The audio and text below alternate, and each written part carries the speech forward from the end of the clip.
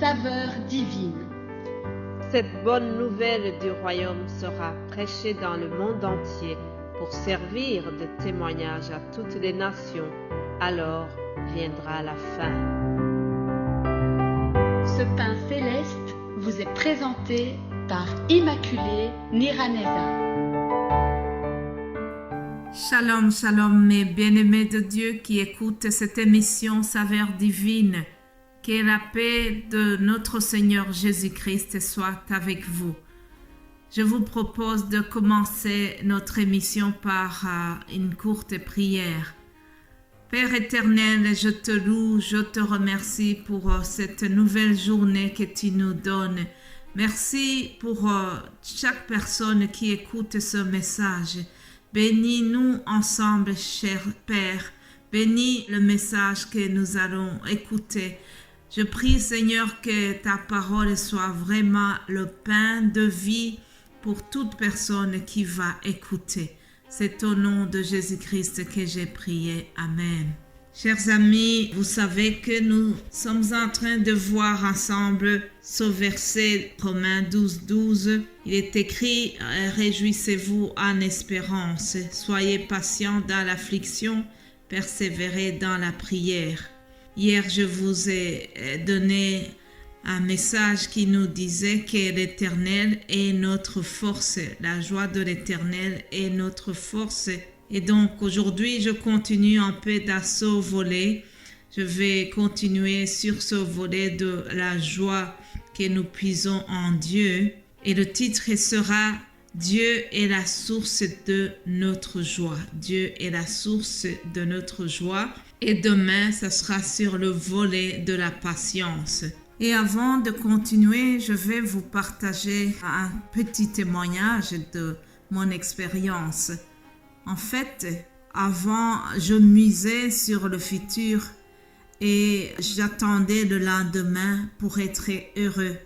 Pour avoir la joie complète, je pensais que tout doit venir le lendemain suite à un événement quelconque. Ainsi, quand j'étais jeune, toute jeune en humanité, je me disais, le jour où je vais avoir mon diplôme d'humanité, en tout cas, je serai la plus joyeuse et la plus heureuse.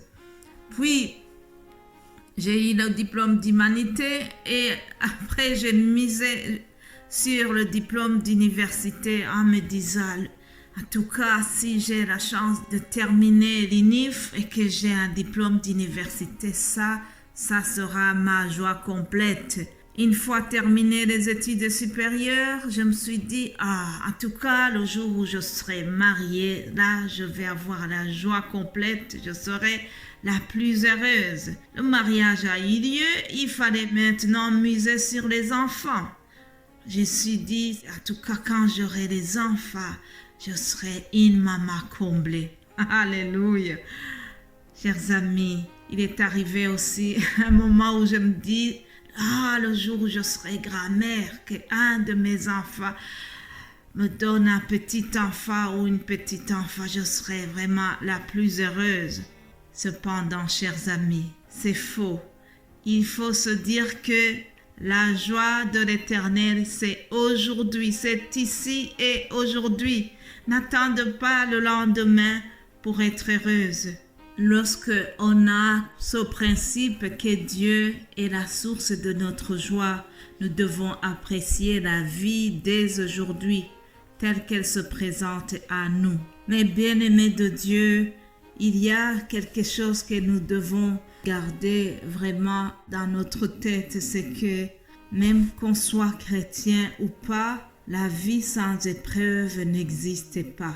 Vous savez, Job était intègre, même Dieu a témoigné pour lui, il était fier de lui. Cependant, ça ne l'a pas empêché d'avoir des épreuves. Oui, chers amis, nous devons savoir que l'ennemi pointera toujours du doigt quelque chose qui ne va pas dans notre vie. Et pour cela, la vie n'est jamais parfaite. Une personne peut posséder beaucoup de biens. On peut vivre un mariage idéal sans souci.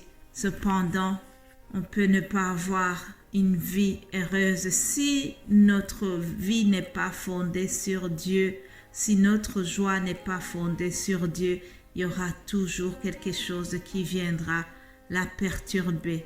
La joie de Dieu, c'est un sentiment que nous devons rechercher. C'est un sentiment que nous devons cultiver tous les jours. Je remercie Dieu qui nous a envoyé son Fils Jésus-Christ afin qu'il nous donne la joie complète. Et Jésus lui-même lui dit dans l'Évangile selon Jean, au chapitre 10, verset 10, Jésus dira, « Le voleur ne vient que pour dérober, égorger et détruire.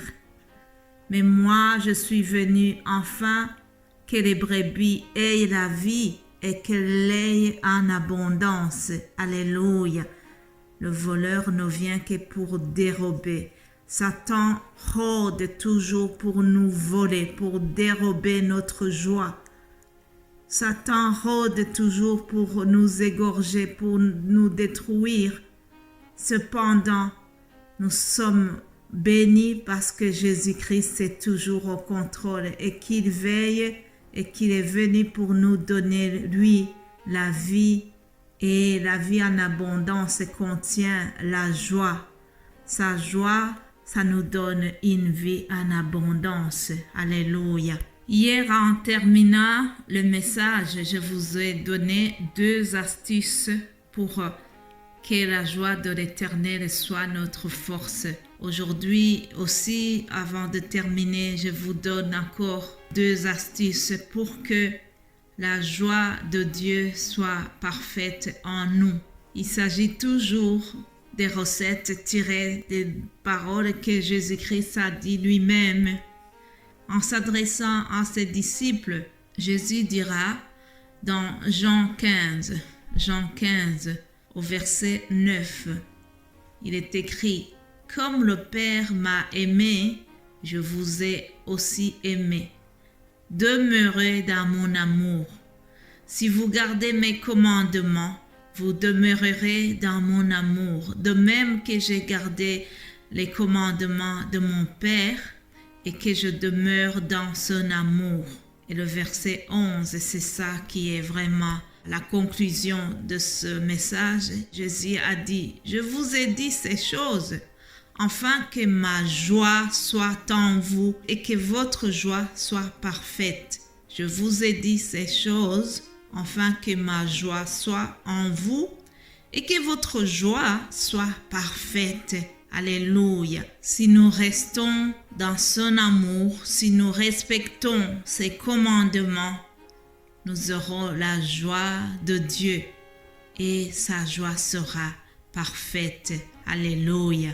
Dieu est la source de ma joie. Dieu est la source de ma joie. Alléluia. Je souhaite que Dieu soit vraiment la source de votre joie. Gardez la joie de l'Éternel au nom de Jésus-Christ. Amen.